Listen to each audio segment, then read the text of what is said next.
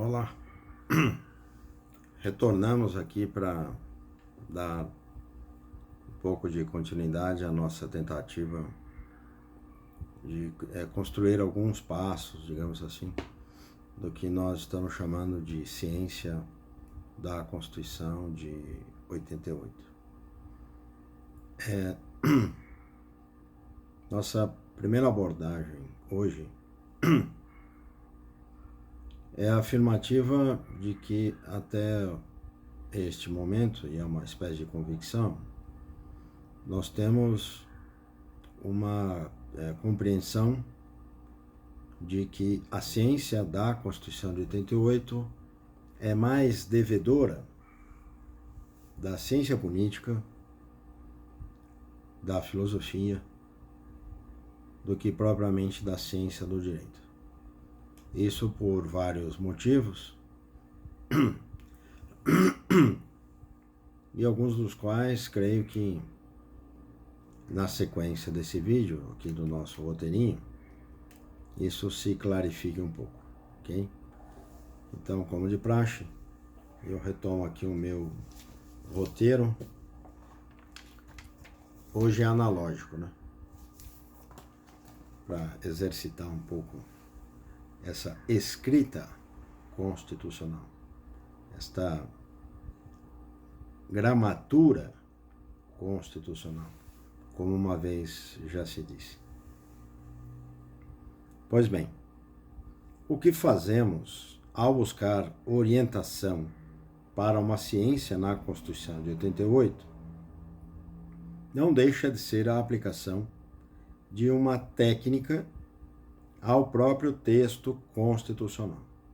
Porém, tanto esta forma de abordar, inquirir a Constituição de 88, quanto o próprio objeto positivo da Constituição de 88, o princípio da inclusão dos direitos de cidadania, são manifestações culturais. Não são técnicas ou ciências positivistas, no sentido específico de obtenção de uma pretensa neutralidade do conhecimento.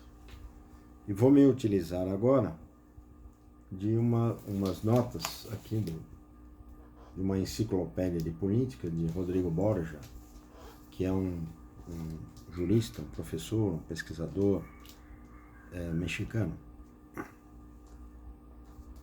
E ele nos diz assim, eu vou fazer a tradução aqui meio direta. Ciência e tecnologia são cultura. A ciência é a parte mais dinâmica da cultura. A tecnologia é a parte mais dinâmica da própria ciência. Porém, elas não são a mesma coisa. E ele continua na sua demonstração argumentativa, no sentido desse endereço cultural, que é para onde a gente vai convergir daqui por diante. Do mesmo modo, sob o alcance do objeto positivo da Constituição de 88, pluralismo, multiculturalismo, mutualismo, técnica e ciência aplicadas à Constituição são de natureza político-jurídica. Isto quer dizer que se autorreferenciam como inclusão e manifestação cultural do conteúdo constitucional. Eu vou para mais uma nota aqui desta enciclopédia, que é uma espécie de dicionário também, desse professor Borja.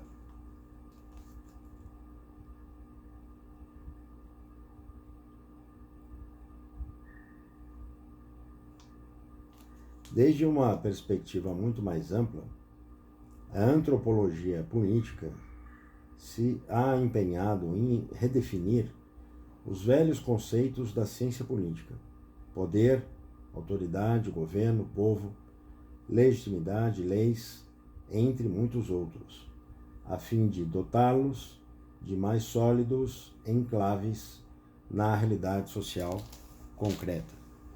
Com isto aqui, nós já anunciamos duas coisas. Primeiro, um desapego daquela ideia de que o positivismo constitucional pudesse ser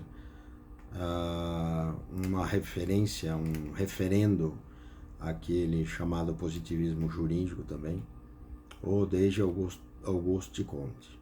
Não se trata disso, portanto. Mas é um apelo a que se leia a Constituição como está e que se dê a abertura ao mundo da cultura. Daí a chegada e a entrada da antropologia política nessa nossa tentativa de construir uma metodologia que facilite a nossa compreensão acerca da ciência da Constituição de 88. De tal sorte que, à frente, o realismo político deve-se diferenciar os direitos políticos quando se observa a análise do cientista político e o jurista, propriamente dito. Porque a abordagem do que é direito político para um e para outro, evidentemente, não é a mesma coisa. Então vejamos o que diz o cientista político.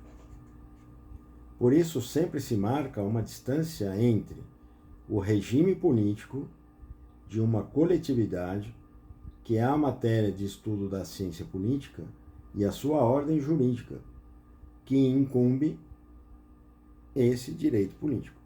Portanto, há uma realidade que, obviamente, nem sempre a lei deixa transparecer, se nós não conhecermos da própria história e desse entorno cultural, que é o que a antropologia política pode nos trazer de relevo. No que se refere ao processo civilizatório, em destaque na Constituição de 88, desde o artigo 4º, inciso 9, e 215, parágrafo 1º, por exemplo, já ficaria sobrestado também que se deve receber auxílio nesta inicial ciência da Constituição de 88, lembrando que a gente está tentando construir essa metodologia, deve então receber este aporte da filosofia, ou filosofia constitucional, como nós empregamos, e da antropologia política, notadamente quando referenciamos os povos das florestas e todas aquelas populações marginalizadas pelo Estado de Direito, pois essas populações só conhecem o próprio Estado ao vislumbrar o giroflex da polícia. Nesse modo, reforçamos as diretrizes da Constituição de 88 e a metodologia constitucional que devemos fixar nesta leitura da ciência da Carta Política. Eu vou para a última passagem aqui do professor Borja.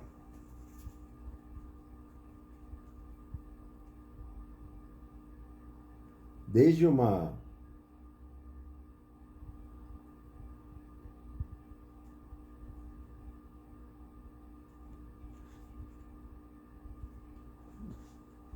muitos antropólogos acudiram às organizações políticas africanas em busca do primitivismo político que havia desaparecido de outros lugares e assim extraíram toda a riqueza dos módulos de organização social rudimentar e que enfeixaram muita luz sobre esse passado da humanidade.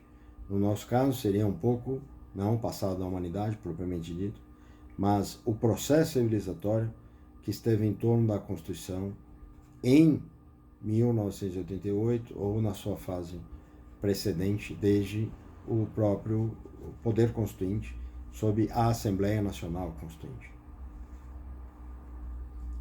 Eles foram, ou elas foram, essas antropologias políticas, importantes, entre outras razões, porque permitiram distinguir as formas de ser da sociedade sem Estado e das sociedades estatais, ou, em outras palavras, porque enfocaram o fenômeno político antes e depois do nascimento do Estado. Nesse sentido, fica claro, fica clara a observação e o cuidado, seguindo aqui o professor Borja, de observarmos a Constituição de 88 muito além dos limites de uma Constituição liberal, que é aquela que apenas recorta, digamos, objetivos, obrigações, limites e controle do Estado, né?